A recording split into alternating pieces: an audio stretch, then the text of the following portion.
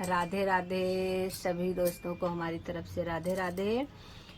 आज हम आप लोगों को एक लड़की के विवाह में गाने वाला सुहाग गीत सुनाने जा रही हूँ। कैसा लगा बताइएगा, लाइक और सब्सक्राइब करिएगा। सासू जी की चोरिया मैं गयो फूलावरिया, मैं गयो फूलावरिया, यार ननदी छिंदरिया चोराई लई गई बेनिया, या चोराई लई गई बेनिया। अरे फुलावा मैं बिनी चुनी से जिया लगाऊआ, फुलावा मैं बिनी चुनी से जिया लगाऊआ।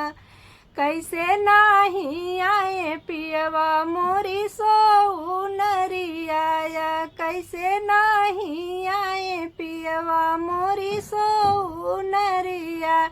अरे चढ़ियावा पिया मोरी सो नरिया, यारे कैसे काया रानी तोरी सो नरिया, या कैसे काया रानी तोरी सो नरिया। यारे हमारी दुलारी बहिनी लगायू तू चोरिया, या हमारी दुलारी बहिनी लगायू तू चोरिया। यारे पचरा पसर बई बहुत पर भूमिली हाई, अचारा पसर बई बहुत पर भूमिली हैया। मैया कई बिनली बेनिया कहाँ पाऊ बाई, मैया कई बिनली बेनिया कहाँ पाऊ बाई।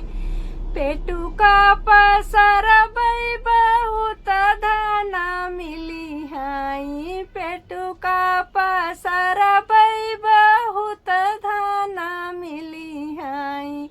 मैया कई जनमी बहिनी कहाँ पाऊ बाई, मैया कई जनमी बहिनी कहाँ